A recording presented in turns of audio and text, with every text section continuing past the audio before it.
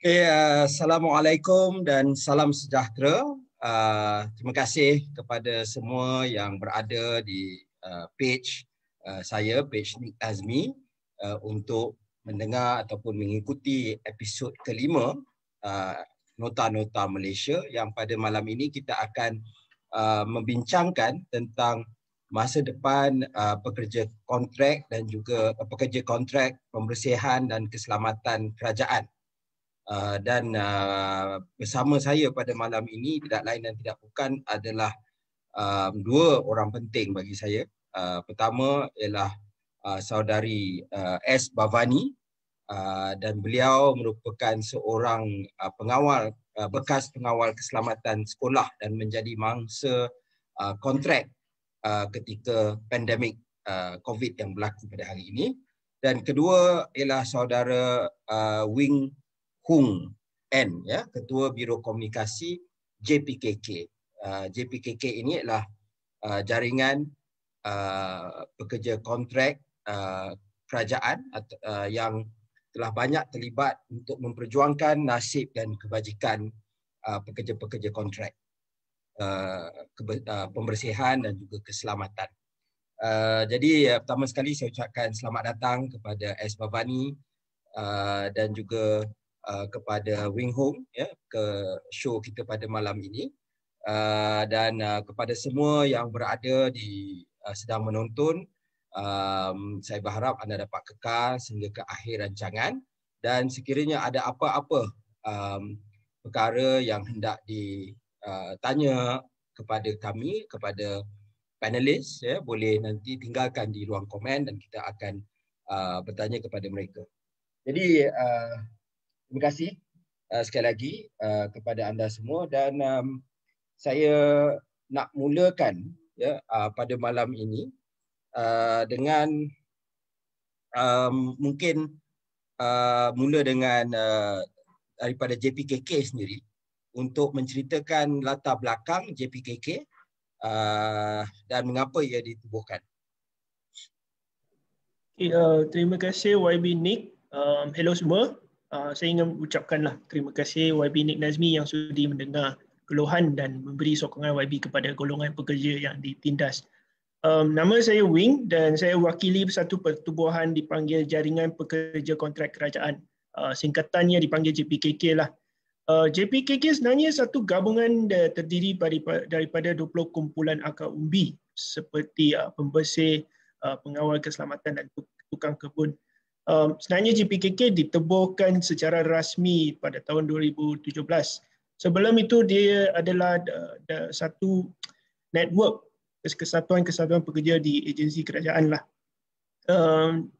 Kebanyakan mereka menerima aduan lah tentang masalah sistem kontrak kerajaan ni, seperti waktu kerja mereka yang panjang, dibuang kerja tanpa sebab, gaji lewat dibayar, beban kerja yang tinggi sebenarnya. So JPKK sebenarnya ditubuhkan untuk matlamatnya adalah untuk menuntut kerja tetap bagi pekerja-pekerja kontrak di premis kerajaan. So kita ada 3 tuntutan lah sebenarnya. Tuntutannya seperti pekerjaan tetap, seperti Bhavani, kita nak pekerja kontrak ini sebelum ni sebenarnya mereka adalah pekerja tetap di premis kerajaan disebabkan itu penswastaan berlaku di 1996. So kebanyakan yang sokongan sistem servis ni telah dialigih kepada kontraktor. Dan kita juga yang tuntutan kedua adalah kita ingin menghapuskan orang tengah yang kontraktor ni lah. Kita rasa disebabkan orang kontraktor ni wujudnya juga satu red tape. So kita kena kurangkan birokrasi lah. Itu basic JPKK lah. Kenapa JPKK ditubuhkan dan matlamat JPKK yang mentarungkan pekerja-pekerja sistem kontrak kerajaan. Terima kasih kepada Wing Hung kerana memberi penerangan sedikit tentang JPKK dan kerja-kerja yang mereka lakukan, dan juga tentang isu pekerjaan kontrak pembersihan dan keselamatan. Sebab kadang-kadang mungkin perkara ini sebenarnya saya yakin kita pergi ke hospital, kita ada anak di sekolah, kita berurusan dengan agensi kerajaan dan sebagainya, mungkin kalau tak setiap hari pun setiap minggu. Tetapi kita dan kita berdepan dengan pekerja-pekerja kontrak pembersihan, pekerja-pekerja keselamatan, tetapi kita tidak menyedari isu ini dengan lebih mendalam. Jadi bagi saya orang terbaik yang ada pada malam ini adalah saudari S. Bhavani, bekas pekerja keselamatan. Jadi mungkin boleh ceritakan sedikit tentang latar belakang, bagaimana mula, apa kerja, mungkin kalau sebelum kerja sebagai pengawal keselamatan ada kerja lain yang dibuat, berapa lama kerja sebagai pengawal keselamatan, dan latar belakang sedikit ketika pemberhentian kerja tersebut. Ya, silakan. Nama saya Bhavani. Saya bekerja sebagai pengawal keselamatan sudah lebih daripada 10 tahun. Pengalaman saya bekerja sebagai pengawal keselamatan. Sebelum ni saya bekerja sebagai sukarelawan polis. So dari itu saya seorang ahli rela dan saya berminat bekerja sebagai pengawal keselamatan dan saya memilih bidang pengawal keselamatan. So it's like pengalaman saya memang lebih kurang dalam lebih 10 tahun pengawal keselamatan dan saya baru last year bekerja di sekolah dan semasa saya bekerja di sekolah saya bekerja dengan kontrak. So bila saya bekerja dengan kontraktor tu ada macam-macam isu dan bila saya bersuara saya sudah diberhentikan kerja oleh kontraktor tu. Macam itulah jadi saya punya kerja dekat sekolah sebagai pengawal keselamatan. Okey, Bhavani tinggal di mana ya? Di Petaling Jaya ke KL ke mana? Saya berasal daripada Kuala Lumpur. Okey, dan bekerja di Kuala Lumpur. Belajar di KL, memang tetap di KL. Okey, ini memang betul-betul tulen KL ni. Yes. Dan mungkin boleh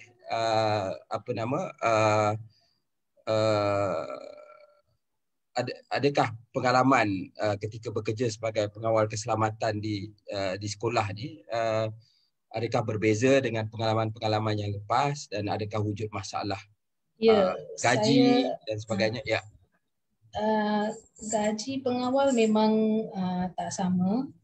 Dia ikut kepada tender pengawal kontraktor yang ambil tu. So kata ada lebih ada kurang. It depend pada kontraktor dia punya tender. So semasa saya kerja syarikat lain di tempat lain, sebelum ni saya jaga bank dan bangunan.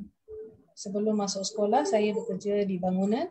So masa saya bekerja di bangunan, saya rasa ada juga macam gaji kita naik bila ada kontrak baru, and then kontrak dia tukar. Sebab saya satu bangunan tu saya kerja 8 tahun. So 8 tahun tu ada kontrak yang tukar-tukar. So masa tu ada perbezaan gaji. Kadang-kadang tinggi, kadang-kadang murah. So finally saya tempat yang saya bekerja tu berpindah ke bangunan baru. Lepas tu saya berhenti kerja bangunan, jaga bangunan. Lepas tu saya dapat peluang bekerja ke sekolah dan saya pergi ke sekolah dan semasa tu saya nampak ada banyak perbezaan di sekolah. So semasa saya baru masuk sana dekat sekolah, ada kontraktor pun yang baru masuk dekat sekolah tu. Semasa saya bekerja di sekolah tu, kontrak tukar, kontrak lama dan kontrak baru masuk. Bila kontrak baru masuk tu, saya sebagai seorang pengawal, saya nampak benda-benda macam kata tak betul tu.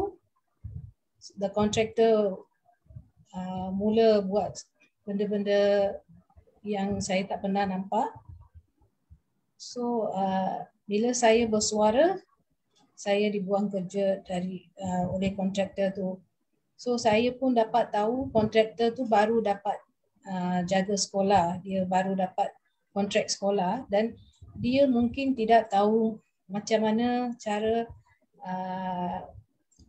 untuk handle the school contract. Dan bila saya buat tugas saya sebagai seorang pengawal yang berpengalaman, certain things saya nak suarakan, tapi kontraktor tidak layan saya. So dia just throw me off just like that. Dan saya kena pergi ke JPKK minta bantuan, so saya dapat tahu NGO. Then only lepas itu baru saya dapat tahu macam-macam akta dan undang-undang pekerja actually. So itulah kejadian. Okey, boleh mendengar cerita Bhavani tadi. Saya nak dengar pandangan Wing Hong sebagai seorang penggerak JPKK. Kita ada undang-undang. Yalah, Employment Act kita 1955, tak silap saya. Kita ada wujud beberapa pindaan kali terakhir 2012. Kalau saya tak silap lah. Jadi adakah kerangka undang-undang yang kita ada yang dibuat asas dia 1955 dan dipinda kali terakhir 2012 ini tidak cukup untuk melindungi pekerja-pekerja kontrak khususnya dalam sektor keselamatan dan juga pembersihan? Okay, untuk JPKK rasanya Akta Kerja 1955 tidak dapat melindungi pekerja kontrak sepenuhnya. Untuk bagi tengok macam kes Bhavani, dia bekerja di sekolah sebagai pengawal. Apabila konsensi dapat satu kontrak, kebiasaannya konsensi kontraktor dia akan di renew kontrak 3 tahun atau 2 tahun. Maksudnya Bhavani masuk mungkin let's say sekarang 2021. Bhavani masuk kerja 3 tahun selepas 2024. Tukar satu kontraktor baru. Bhavani akan still kerja di sana. Mungkin Bhavani sudah kerja 20 tahun di sekolah yang sama, yang di KL. Tapi disebabkan kontraktor bertukar berlanjutan, kontraktor baru masuk tahun 2024, dia akan dijadikan sebagai pekerja baru.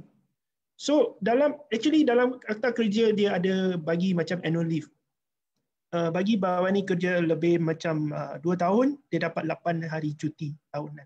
So lebih 2 tahun lebih sampai 5 tahun dia akan dapat 14 hari.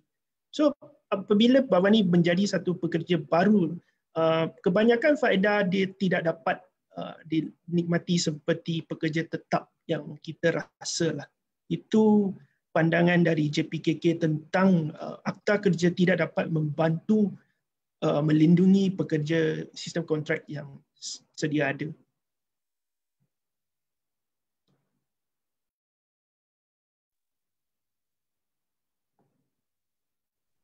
Maaf, satu lagi elemen yang mungkin setengah orang dia hanya nampak secara luaran.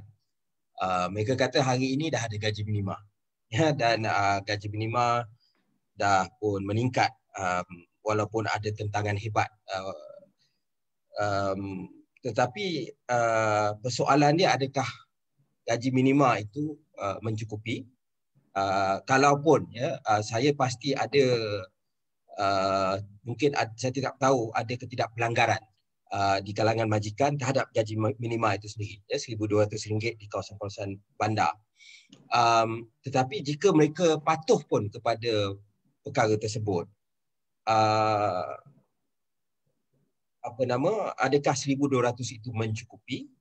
Dan apakah beza sekiranya dahulu ya sebelum dasar penswastaan ini dilaksanakan tahun 80-an 90-an yang mana kebanyakan mereka ini merupakan kaki tangan tetap kerajaan. Jadi mungkin gaji permulaan kecil.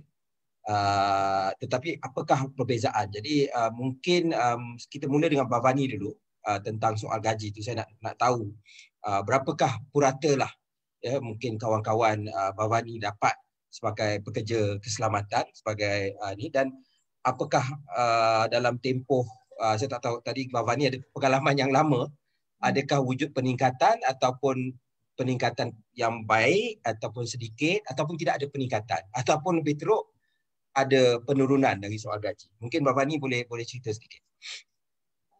Dari gaji basic tu memang ada peningkatan. Dulu first masa saya tugas sebagai pengawal 900 gaji basic. Then lepas tu few years ago dia naik ke 1000. Lepas 1000 baru sekarang ni naik ke 1200. Walaupun basic naik 1200, kontraktor kadang-kadang dia akan tidak dalam OT kita. Gaji basic memang tetap 1200. Gaji penuh kita akan dikira ikut OT. So 8 jam sahaja 1200. Yang lebih daripada tu 4 jam tu kerja kita memang 12 jam. So untuk 4 jam yang lebih tu kita dikira OT. Kadang-kala tender dia murah sikit, dalam OT tu dia akan bagi kita kurang. Itu depend. Macam bekerja di sekolah, OT dia lebih tinggi sikit sebab tender tu under kerajaan. If let's say itu ialah private, kita tidak tahu. Private punya company berapa dia ambil tender, kita tidak tahu. Macam sekolah mungkin dia tetap PPD akan bayar satu amount kepada kontraktor. Daripada kontraktor tu kita dapat 1200 basic and OT tu dikira oleh kontraktor tu. Kalau kita nak gaji lebih daripada 1200, kita kena kerja public holiday because dia tawarkan public holiday satu amount like RM77. Like normal pay is 60 hari biasa, macam public holiday dia akan bagi kita sedikit tinggilah, like RM77. So kita kena kerja lebih masa. Even it's a public holiday, kita dibayar lebih sikit, so kita nak bekerja. Public holiday, dia kata macam pengawal ni dekat sekolah ke mana-mana kita kena kerja semua hari. Kita memang kalau ambil cuti, dia akan deduct. Contract is like that. Contract kalau you masuk tugas, baru you dapat gaji. Bila you tak masuk tugas, memang you tak ada gaji hari itu. So, kalau kita ada emergency, kita cuti, mereka tidak akan bayar kita. Unless kita ambil annual leave, itu lain. So, macam saya seorang pengawal, my lifestyle lah, saya kena hari-hari pergi kerja. For end of the month, saya dapat lebih duit. So masa saya punya sendiri punya masa tu saya kena luangkan dekat tempat kerja saya. I cannot attend any of my pengawal keselamatan memang ada kesukaran benda macam ini. Kita kena kerja 12 jam setiap hari, baru ujung bulan kita dapat gaji yang lebih sikit. Kalau kita selalu cuti dan kita ambil off day kita, gaji kita tu kurang. So bila gaji kita kurang untuk off day, kalau kita ambil off day, dan kalau kita tak ambil off day, gaji kita lebih. Macam kita ni orang miskin, macam mana kita pilih? Kita ni B40 macam tu kan? So kita pilih untuk kerja setiap hari untuk dapat lebih duit. So itu ialah macam kata bukan bukan kelebihan, itu kekurangan dalam kerja kontrak ini. even macam pengawal ni pun dia pun manusia biasa kan. So dia takkan nak kerja the whole week, the whole day, the whole month. Kadang-kadang memang kita sakit, kita kena masuk tugas juga. We cannot last minute, we cannot ambil cuti. Kerja pengawal ni ada undang-undang, I don't know who create this undang-undang, katakan the contractor will say if you want, you cannot take leave suddenly. Macam you sakit, you tak boleh ambil cuti. Today tak ada orang ganti, so you have to be there. So pengawal punya hidup ni, kerja pengawal ni agak suka sikit lah. Kita kena masa kita have to spend at work time. Kita kerja long hours without cuti and all that. So kita mesti ada apa tu, faedah dan benefits. We should have benefits untuk kita lah. Macam kalau kita kerja untuk kontrak, kita tak ada medical. Macam kerja kilang ke big company kan ada medical. Macam pekerja dia sakit, dia ada medical benefits semua tu. Macam kita, memang saya dah kerja 10 tahun ni. Walau saya sakit, saya seorang pengawal, saya tak ada medical benefits. So kalau saya ada operation ke macam tu, any issues suddenly, sakit, saya kena cari duit saya sendiri untuk medical issues. So that's the thing lah, for the pengawal banyak, bukan kita selalu sihat, kita pun akan jatuh sakit satu hari. So kita macam tak ada benefit langsung. Kita kontrak, tukar kontrak. After that, tukar kontrak. Kita tak ada tetap apa-apa pun. Memang kita orang dekat Malaysia juga. So hidup pengawal ni macam kerja tak tetap. If let's say we join a school, kalau school tu kerajaan, kita dapat kerja tetap. Ada benefit dia. So macam tu lah. Terima kasih Bhavani. Mungkin bagi Wing, Wing Hong, tadi saya ada sebut sedikit tentang pasal tentang isu gaji dan yang saya nak tanya dan ada disentuh sedikit lah oleh Bhavani tadi tentang perbezaan faedah ataupun benefit sebagai pekerja kontrak dan pekerja kerajaan, pekerja tetap kerajaan, secara efektif sebagai penjawat awam lah ya. Kalau mereka menjadi pengawal yang ada faedah seperti pencen dan sebagainya. Saya nak bacakan satu soalan juga ya untuk Wing Hong ulaskan. Nama penonton ni ialah IO Shadow, itu nama profil dia lah dalam Facebook. Dia kata banyak syarikat keselamatan ni cut off, sepatutnya bayar 4 jam untuk OT, tapi mereka banyak bayar 2 jam saja. Jadi inilah antara lontaran-lontaran yang saya nak tanya. Banyak untuk Wing Hong jawab, tapi mungkin boleh ulas sebagai pengalaman orang yang bekerja direct dengan pekerja-pekerja kontrak keselamatan dan pembersihan. Okay, sebenarnya kita dapat banyak aduan daripada yang pekerja-pekerja ni tentang ada berapa soalan di sinilah. Yang pertama, yang paling banyak adalah yang gaji tertunggak dan gaji OT yang tidak dikira dalam gaji mereka lah. Disebabkan kebanyakan pekerja tidak mempunyai satu suara yang besar lah. Kerana syarikat-syarikat ni dia ada dia tahu pekerja tidak ada suara yang besar, so dia boleh sort of menindas lah dalam gap di sini. So itu yang salah satu gaji masalah yang kita dapat aduan yang lebih banyak.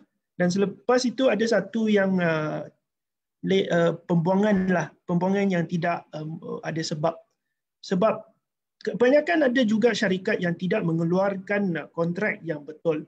Dia hanya dengan lisan saja kepada pekerja. So sebenarnya prosedur hiring dalam sektor ini, pekerja kontrak, dia adalah kebanyakan ada jalan lubang lah, boleh katakan. Dia sebab pekerja tiada knowledge untuk protect mereka. So apabila diorang datang dengan aduan mereka, kita tanya balik ada kontrak dengan majikan dengan dia, mereka tidak dapat untuk bekalkan kepada kita. So kita juga ada masalah untuk macam mana nak membawa ini kepada JTK atau Human Resources. So kita guna cara lain lah. Itu cerita lain. But kembali kepada faedah yang terlepas oleh pekerja kontrak dan pekerja tetap, yang saya dikatakan tadi adalah satu annual leave lah yang saya kata. Annual leave yang macam Bhavani cakap, kebanyakan pekerja kontrak apabila dia ambil annual leave, dia akan ditolak. Dan kebanyakan mereka tidak tahu mereka ada hak untuk demand. Macam Bhavani kalau dia bekerja kurang daripada 2 tahun, dia dapat 8 hari. Sebenarnya penguasaan dia ni tidak tegas di sini. So sebabkan pekerja tidak ada satu dokumen atau apa yang boleh dibekalkan, ini susah untuk kita membawa ni kepada JTK atau apa. Tapi itu masalah dia. Dan saya rasa kalau kita kembali kepada gaji minima, apabila gaji minima digubalkan, sebenarnya dia dapat membantu pekerja-pekerja kontrak masa itu. Dalam satu kajian kita ada jumpa satu sampel adalah hospital cleaner. Sebelum gaji minima digubalkan, gaji bulanan mereka ada RM500. So disebabkan gaji minima masa itu dihadkan kepada RM900, dia ada kenaikan gaji sampai RM900.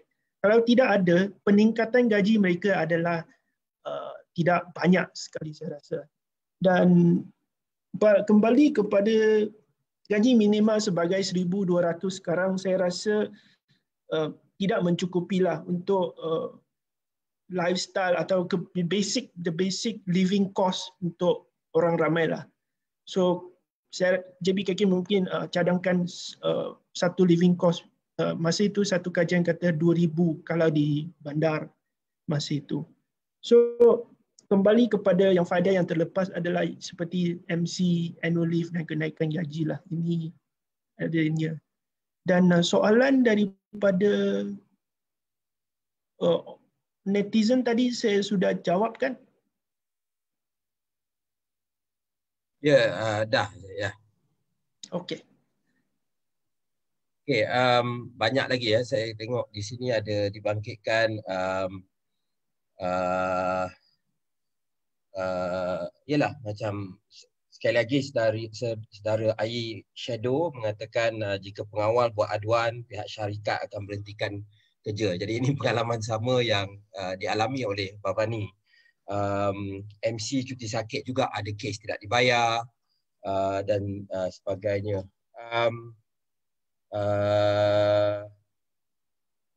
Okey, saudara Rezal juga minta mohon JPKK adakan kempen kesedaran seluruh Malaysia supaya lebih ramai pekerja keselamatan dan kebersihan kontrak kerajaan yang tidak tahu hak mereka. Okey, jadi saya nak tanya, ketika kerajaan memberikan kontrak, memberi konsesi kepada sesebuah syarikat, bukankah ada diletakkan di situ terma-terma, klausa-klausa tentang apa faedah atau perlindungan yang perlu diberikan kepada pekerja? Kerana ni ialah government contract, dia bukan antara pihak swasta dengan pihak swasta yang lain, tetapi adalah antara pihak kerajaan dengan sebuah pihak swasta ataupun kontraktor. Jadi bukankah terma-terma itu ada ataupun terma itu ada tetapi tidak dipatuhi, atau memang tidak ada terma, dia free for all, sebagaimana ada mungkin disebut sedikit tadi? Okey, untuk yang ni, dalam kajian pertama kita dapati actually kerajaan ada satu sistem perolehan lah dari kontrak seperti cleaner atau pengawal. Sebenarnya dia ada satu sistem yang boleh kata telus lah. Dia ada satu step by step. Tapi apabila kita tanya bagaimana kontraktor dinilaikan dan dipilih, ini yang kita approach ke kerajaan lah. Pihak kerajaan tidak dapat membagi satu jawapan yang munasabah atau yang lebih transparan kepada kita. So ini satu juga kajian kedua yang kita akan membuat tahun ini. Kajian kedua adalah untuk memfokus kepada sistem perolehan, bagaimana kerajaan membagi kontraktor kepada kontraktor-kontraktor ni. Tapi setakat kajian pertama kita jumpa, ada sedikit traces of cronyism berlaku lah di sini. Saya boleh katakan di sini. Yang bagaimana satu kontrak macam pengawal terlibat dalam, mungkin director dia adalah siapa yang dengan parti yang berikut dia. Okey. Jadi itu memang saya ke arah itu. Jadi saya nak pertama, jadi makna kalau ikut perkara tersebut memang wujud kronisma dalam pemberian kontrak. Mungkin boleh ulas sedikit. Kedua yang saya nak tanya kepada Wing Hong, nanti selepas ini kita akan ke Pak Vani untuk soalan seterusnya. Tapi untuk soalan ini, satu soal kronisma tersebut. Kedua, wujudkah amalan Alibaba yang mana kerana pemberian ini diberikan kepada orang politik ataupun orang yang ada kabel lah bahasa dia, mereka dapat kontrak tetapi mereka akan outsource. Mereka akan ambil keuntungan dan kemudian mereka outsource kepada syarikat lain untuk buat kerja. Dan itu mengurangkan wang untuk sebab kemudian syarikat tu pun kena buat untung dan kemudian barulah duit itu akan sampai kepada untuk operasi dan juga kepada pekerja. Jadi banyak lapisan. Jadi adakah perkara itu berlaku yang mana demi mendapat kontrak ada beberapa individu masuk tapi mereka tak buat kerja langsung. Mereka hanya guna sebagai front untuk mendapat kontrak tersebut. So kalau sekarang kita ada buat satu kajian yang tadi saya cakap, kajian kedua tentang sistem perolehan. Setakat ni kita hanya screening 200 syarikat. So kita tidak ada jumpa lagi layers kepada dia. So mungkin dalam maybe 6 months kajian tu terkeluar, kita akan dapat lebih detail dengan tracing tersebut. Tapi setakat ini hanya first layer sajalah. Mungkin kontraktor A dia terlibat dengan siapa-siapa, mungkin dia bekas agensi siapa-siapa dalam. So dia wujudkan satu syarikat dan syarikat itu di hire sebagai kontraktor, pengawal keselamatan dan lain-lain itu. Itu satu contoh yang kita jumpa lah dalam first kajian sekarang.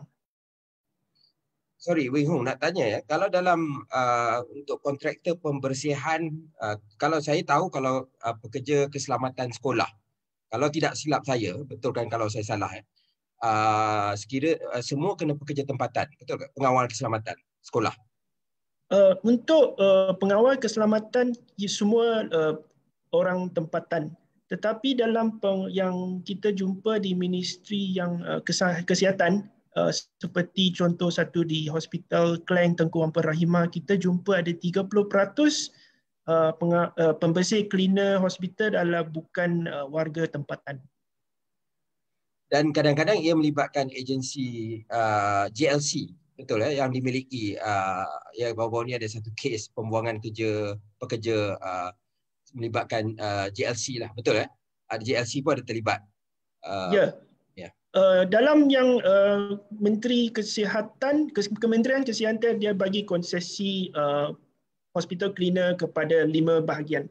Maksudnya utara, tengah dan selatan dan Sabah dan Sarawak. So kebanyakan itu adalah under GLC kontraktor.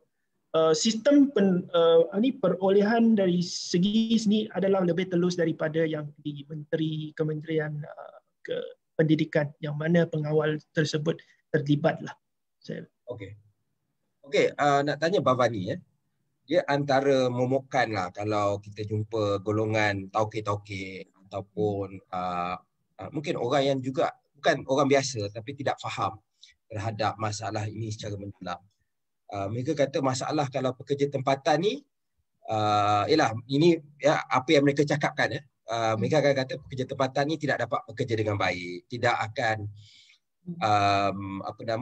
tidak rajin ya, istilah dia malas lah ya, itu yang mereka gunakan. Jadi adakah Bavani merasakan soal gaji menjadi faktor penting? Sebab ya kalau dapat misalnya 1,000, katakanlah 1,200, 1,500 sekalipun, betul lebih dari gaji minima, Tetapi kalau macam Bapa ni memang orang KL, 1,500 di KL ni tak seberapa. Ya. Kalau tak dapat PPR misalnya menyewa 1,500 ni akan habis dengan cepat lah. Jadi dan kalau orang misalnya orang-orang, saya tidak mahu, ini bukan nak hentam pekerja asing, cuma nak bandingkan pekerja asing, mereka datang ke sini biasanya bujang. Duduk dan kita jadi kes masalah COVID baru-baru ini dalam kilang-kilang, mereka duduk asrama mungkin 20 orang, 30 orang sesak. Tetapi kita tidak mampu, kita ada anak, kita ada keluarga. Jadi adakah soal gaji ni penting? Ya, maknanya kalau gaji itu lebih baik. Misalnya sekurang-kurangnya, walaupun saya ada tengok dokumen-dokumen JPKK, permulaan skim gaji kerajaan itu taklah tinggi mana, tetapi dia ada peningkatan dan ada faedah dan ada jaminan kerja yang mana by the time you bersara mungkin you boleh dapat RM3,000 dan sebagainya, dan ada pencen. Jadi adakah itu situasi yang lebih baik berbanding dengan keadaan hari ini dengan gaji minima yang sangat minima? Memang cadangan JPKK itu betul, sebab kalau ikutkan kita kalau pekerja tetap, kita akan dapat gaji yang tertinggi, because each year kita akan dapat peningkatan gaji.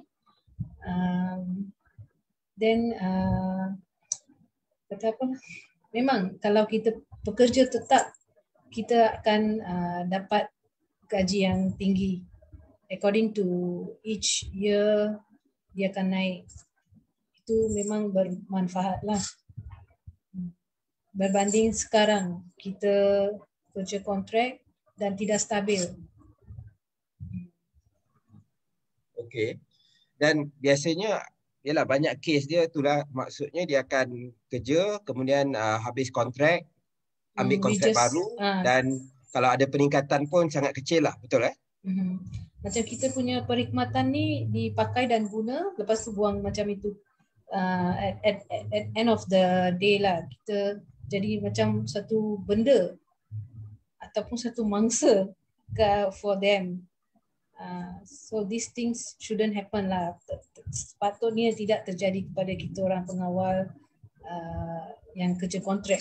Kita pun nak merasai kelebihan untuk masa yang begitu banyak kita spend untuk kerja pengawal ni. Okey, nak tanya Bhavani dengan gaji yang Bhavani sebut tadi, bermula 900, lepas tu sampai berapa, 1,200, 1,500 mungkin, dan adalah sedikit tambahan sedikit. So far 1,200 sahaja, belum 1,200. Ada peningkatan lagi. Kalau plus tu berapa? Maksudnya allowance atau overtime? Kan ujung bulan kita mungkin dapat dalam 2,000. 2,000. If let's say never cuti langsung. Penjaga bangunan lah. But sekolah, if you tak cuti langsung, you can get 2,250 macam tu. Tak cuti langsung tu maksudnya? You never take your off day, lepas tu you kena kerja public holidays. Okay. It depend berapa public holiday that month. So satu minggu kerja berapa hari? 7 hari. Kalau terus kerja 7 hari and semua hari kita kerja tak cuti langsung, baru kita dapat 2,250. Setakat macam itu. So dulu Bhavani saya nak tanya, dengan pendapatan lebih kurang tahap sebegitu, Bhavani ada keluarga, ada family? Ya, ada. Anak berapa orang? 2 orang. 2 orang. Sempat simpan ke duit yang dapat tu? Sempat simpan? Tidak. So maksudnya memang orang kata harapkan bulan-bulan tu cukup-cukup lah. Cukup, yes. Kita jimat pakai macam mana nak pakai duit tu. Dalam duit itu saja kita punya kehidupan. Okey, saya nak tanya pada Wing Home. Argument bila kita mulakan dasar penswastaan, benda tu dimulakan secara besar-besaran bukan saja di Malaysia, di seluruh dunia tahun 80-an, kemudian 90-an. Waktu itu argument dia ialah government ini tidak efisien. Government ini banyak birokrasi dia. Ialah ada beban pencen dan sebagainya.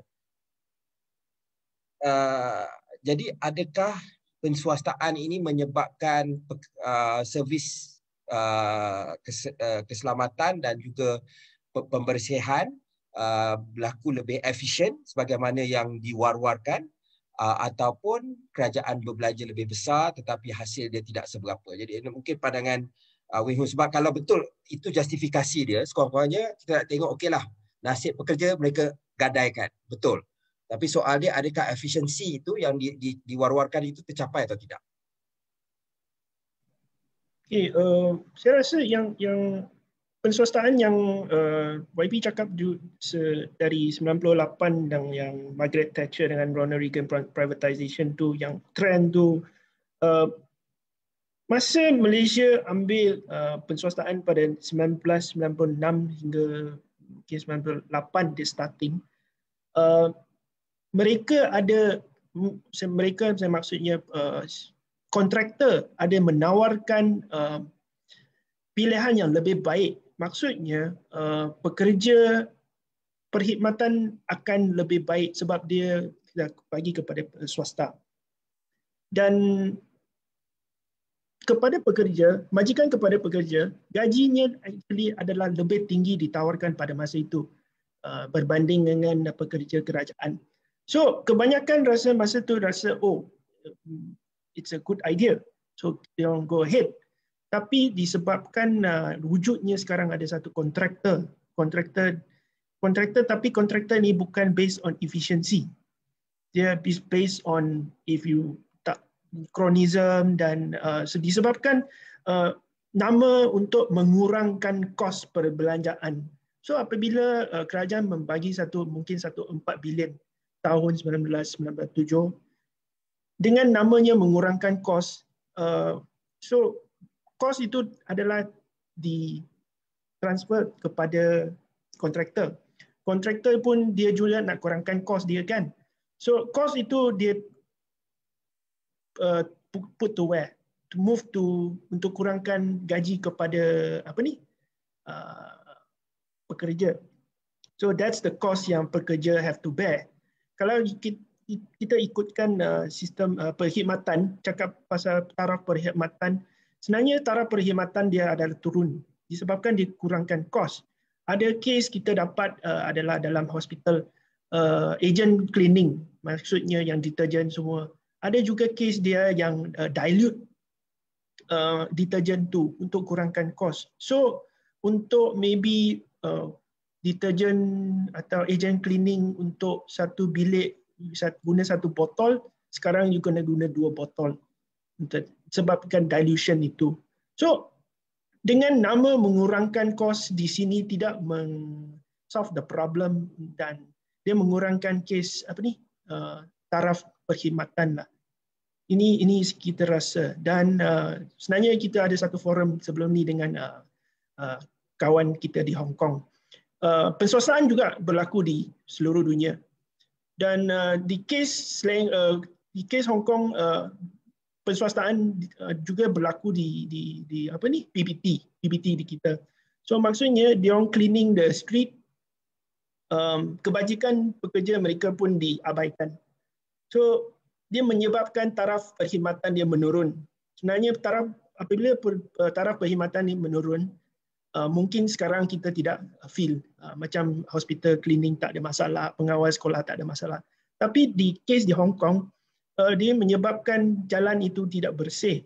So dia menyebabkan rakyat terasa actually taraf perkhidmatan itu terjejas. Baru mereka rasa itu adalah satu masalah kepada mereka. So back to the point, sebenarnya taraf perkhidmatan turun disebabkan nama mengurangkan kos. Dan kebanyakan kontraktor cari lubang untuk mengurangkan kos dalam perkhidmatan lah.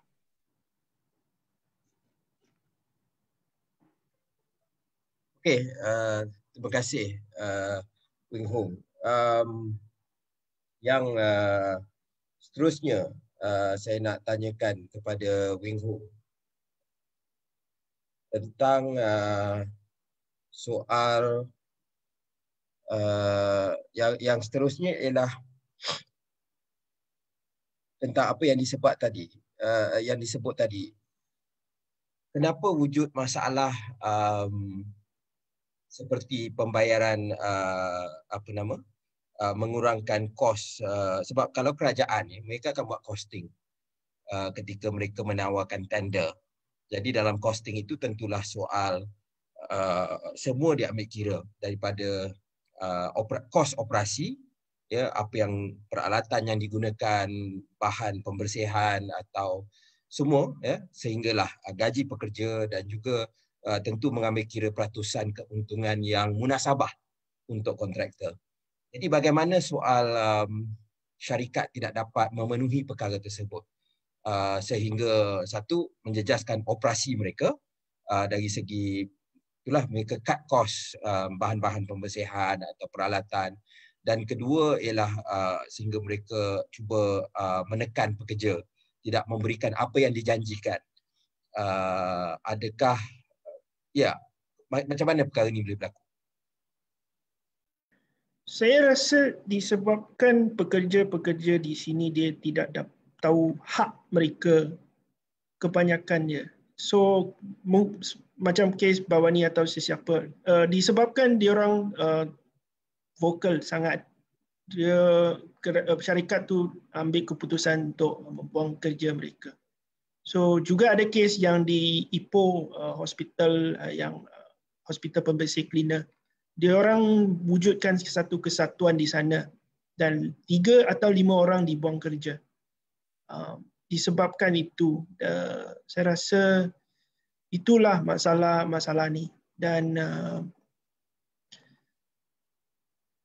kerajaan perlu untuk initiate lah satu, at least ada satu penguatkuasaan yang telus untuk beritahu kontraktor ni. Kalau you tak follow certain guideline, sebenarnya ada hukuman terhadap anda. Tapi sekarang kita tidak ada nampak satu check and balance dia lah. Maybe sekarang kontraktor A kerja 3 tahun, baru dia check, dia memuaskan, baru continue.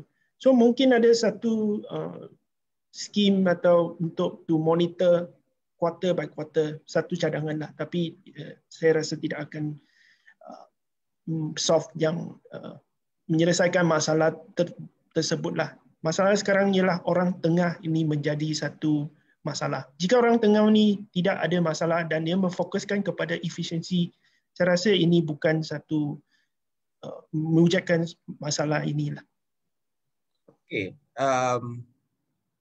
Jadi pokoknya, ya, kalau toke-toke ni mereka akan, kalau mereka boleh dalam keadaan mungkin pekerja tidak sedar tentang hak mereka ataupun kuasa rundingan atau bargaining power yang tidak seimbang, dan juga maka dalam keadaan itu mereka sanggup buat apa saja, nak cairkan pembersih ke, buang pekerja ke, dan yang penting untung mereka boleh bertambah.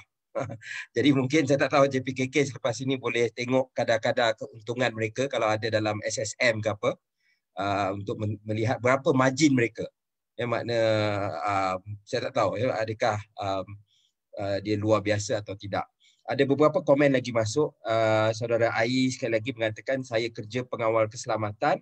Dia kata kalau dia setakat ni dapat dalam 1,900 bawa balik, ya, take home pay.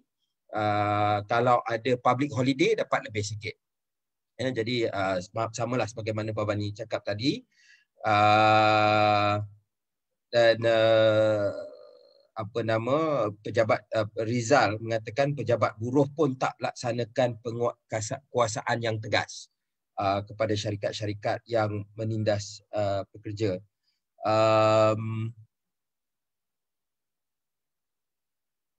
Ya, okey. Sekali lagi, ni pun sekali lagi, Sivaranjani Manikam. Beliau mengatakan kerja pengawal 12 jam kerja dan untuk 30 hari tanpa cuti. Gaji pokok hanya gaji minima dan dapat lebih sikit itu dari OT, itu pun kiraan OT tipulah. Itu sekali lagi yang perkara ni. Jadi yang soalan saya seterusnya, adakah pindaan Akta Kerja, Employment Act yang terakhir, adakah ia membantu pekerja ataupun melemahkan lagi hak pekerja? Pindaan-pindaan terkini kepada Akta Kerja ataupun Employment Act 2011-2012 yang lepas. Mungkin Wing Hong boleh bagi pandangan. Kalau YB yang katakan yang 2011 yang adalah membagi manpower resource punya company untuk mensupplykan manpower, sebenarnya tidak membantu pekerja lah. Sebab kalau satu syarikat yang membagi tenaga kerja, maksudnya tengok macam ni, syarikat A dia dapat kontrak pengawal keselamatan. Dia kata dia nak 20 orang pengawal keselamatan. So pindaan tu menghalalkan kontraktor B, subkontraktor yang membagi 20 orang pengawal keselamatan kepada kontraktor A yang dapat satu kontrak. So maksudnya apabila pengawal keselamatan tu nak meluahkan ketidakpuasan mereka, dia pergi ke kontraktor A atau subkontraktor B di sini. Sebenarnya dia di subkontraktor B sini. So maksudnya dia telah mengetepikan tanggungjawab pekerja mereka di sini. So inilah satu masalah dia. So back to yang JPKK sebenarnya nak tanya kepada public adalah kerja seperti pembersih, cleaner atau pengawal di premis kerajaan, dia satu kerja tetap atau kerja sementara mengikut projek. Tapi saya rasa ramai akan setuju sebenarnya itu adalah pekerja tetap. Kerjaan tetap, sorry. So dia tidak patutnya sebagai dilihat sebagai pekerja kontrak, based kontrak macam itulah. Saya nak tanya Bhavani, Bhavani kerja pengawal dan pernah jadi sukarelawan polis dan juga rela. Ada tak ramai pesara tentera, veteran tentera yang bekerja di dalam sebagai pengawal? Tidak ramai. Tak ramai Tak sebab ramai. kita tahu dalam tentera misalnya banyak di peringkat lain-lain pangkat ini mereka tidak berkhidmat sampai 60 tahun. Mereka umur 60 tahun, umur persaraan, mereka berkhidmat mungkin sekitar sehingga kontrak dia 16, 21 tahun dan sebagainya. Jadi kadang-kadang dalam umur, kalau dulu sebelum SPM mereka dah masuk, maknanya mereka mungkin tamat tu dalam umur 30-an atau 40-an. Maknanya badan masih sihat bekerja. Bukan saja badan sihat bekerja, tapi diri pun perlu duit untuk bekerja. Perlu bekerja untuk duit, maaf. Jadi dan mereka tidak dapat, mereka hanya dapat gratuity, wang pampasan daripada dan yang kadang-kadang jumlah dia paling banyak pun mungkin 100,000. Yang kita tahulah 100,000 ni sekejap, tidak lama. Jadi sebab itu banyak aduan yang saya terima ialah dalam keadaan gaji yang ada pada hari ini, dia tidak menarik untuk veteran-veteran tentera, bekas-bekas tentera ini untuk terlibat. Dan saya fikir lebih baik kita ada lebih ramai daripada veteran tentera kita, orang tempatan bekerja di dalam sektor ini, tetapi syarat dia tentulah gaji yang lebih bermaruah lah, saya fikir. Okey,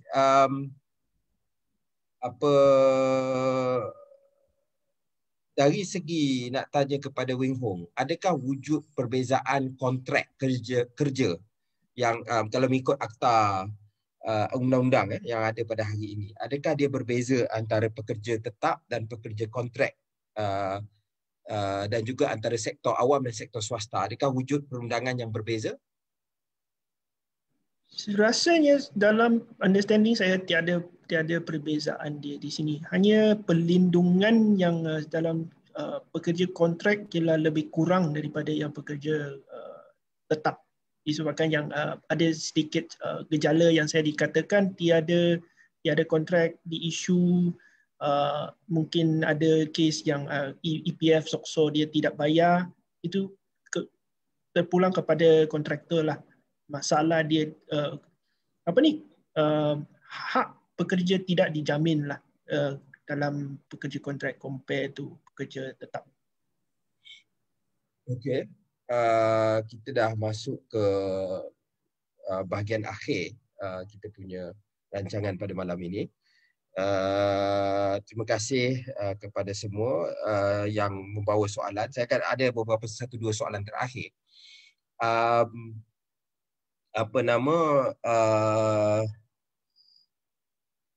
Okey, saya cuba, ada saudara Rizal minta saya bawa ke parlimen. Kita kena tunggu parlimen buka dululah ya. Tapi kita akan terus adakan ruangan seperti ini. Saya nak tanya sedikit. Saya ada tengok libat urus ataupun usaha melobi oleh JPKK tentang isu ini dengan beberapa pihak, kalau di kalangan dengan kerajaan, juga dengan parti-parti politik. Saya lihat Pakatan Harapan ada, UMNO ada. Jadi mungkin boleh cerita sedikit tentang pengalaman melobi dan respon daripada pemegang taruh lah, mungkin menteri atau pembuat dasar dalam engagement yang ada selama ini. Wei Hong cerita sedikit.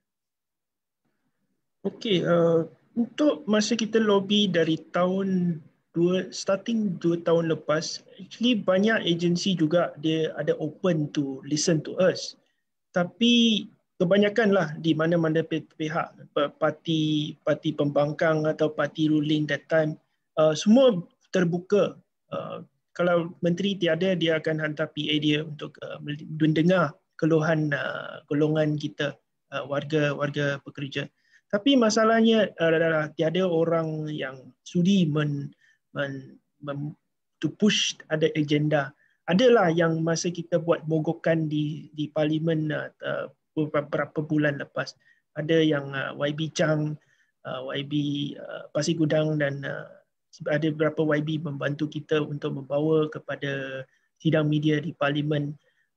Itu sajalah yang sedekat di sini. Tapi selepas ini kita akan plan kita apabila kajian 2 kita untuk yang sistem procurement keluar, kita akan buat satu dokumen video untuk awareness lah, yang kesedaran bagi orang ramai. Yang satu komen di sana kan, untuk orang ramai tahu actually masalah ini.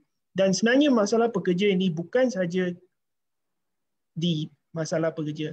Sebenarnya apabila pekerja kebajikan ini tidak dijamin, sebenarnya yang kita tadi sudah bincang pasal taraf perkhidmatan itu akan sebenarnya menjejaskan kehidupan kita. Macam hospital tidak bersih, mungkin itu satu contoh saja.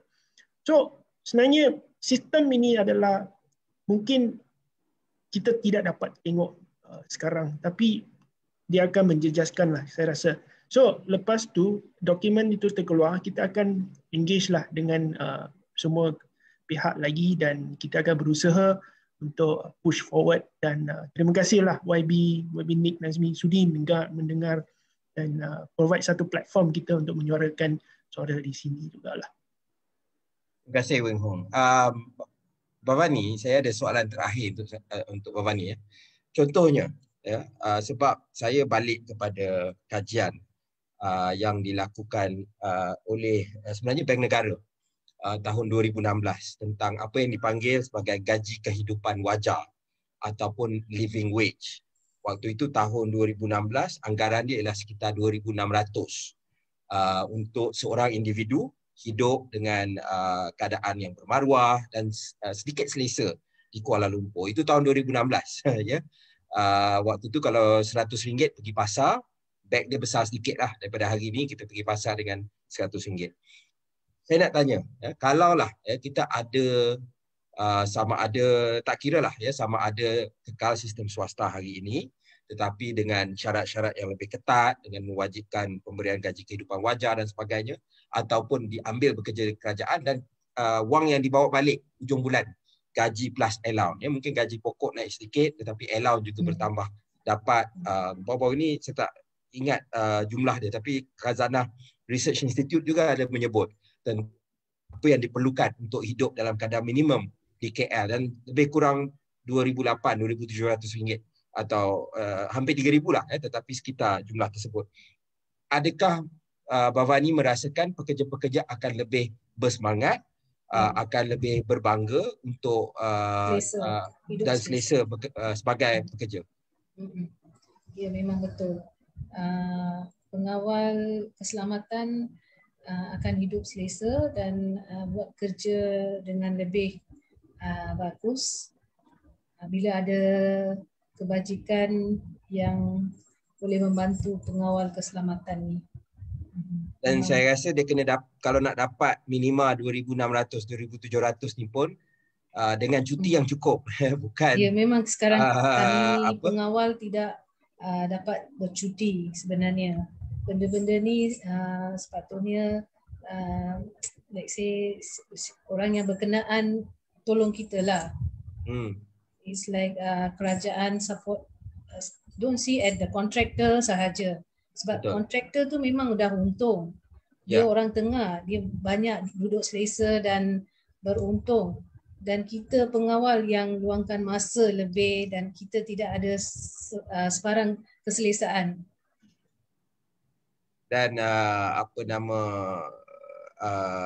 yalah, dan sebenarnya tak bagus pun untuk keselamatan. We don't have any benefits. Tiba-tiba kita pengawal, tiba-tiba pencuri masuk. Tiba-tiba anything can happen kepada nyawa kita. Kita mengadai nyawa sebenarnya. Tapi kontraktor ni ada tak dia faham benda ni? Saya tak pasti. Kalau dia faham benda ni, memang dia ada macam tidak menindas kita ke, ada kebajikan untuk kita. Bila kita terus diberhenti kerja, suppose kita macam mana nak cari rezeki lepas tu? Kita kena cari kerja lain dan restart again. Why should these things happen to us, kan? Betul. Dan fokus perniagaan itu untuk memberikan keselamatan juga tidak berkesan, sebab kalau pekerja penat tidak dapat bagi tumpuan, maka sekolah ke atau hospital yang dikawal pun tidak selamat. Betul? Yes, they won't focus. Macam pengawal dia akan biar sahaja apa pun jadi. So these things will happen. Sebab ini tempat kerajaan, sekolah kan sangat penting sebab murid-murid semua. Okey, terima kasih kepada semua. Banyak yang masih bertanya. Saya terima kasihlah sebab kita dapat juga beberapa pengawal keselamatan ataupun pekerja kontrak yang masuk dalam Facebook Live yang menonton. Mereka banyak mintakan kalau boleh nak dapatkan kerja tetap, dan saya fikir itu yang terbaik untuk masa depan pekerja-pekerja kita. Dan sebagaimana yang saya ingat telah disebut oleh Wing Hong dan Bhavani tadi, malah servis pun akan menjadi lebih efisien sekiranya pekerja dilayan dengan baik dan mendapat jaminan yang lebih baik. Terima kasih kepada semua soalan, semua komen. Minta maaf saya tak dapat jawab semua. Terima kasih kepada Bhavani dan Wing Hong. Semoga terus memperjuangkan isu ini secara konsisten, dan saya sebagai seorang ahli parlimen, sebagai penggubal undang-undang, saya berjanji akan menjadikan isu ini sebagai antara isu utama saya. Terima kasih sekali lagi kepada Bhavani dan Wing Hong yang memberikan pandangan. Saya banyak belajar pada malam ini, dan saya yakin penonton-penonton selain daripada pekerja-pekerja lah yang memang pekerja yang dah tahu tentang isu ini, tetapi saya yakin ramai juga orang awam yang melihat dan lebih terdidik tentang hal ini pada malam ini. Terima kasih, dan kita jumpa lagi dalam episod-episod akan datang.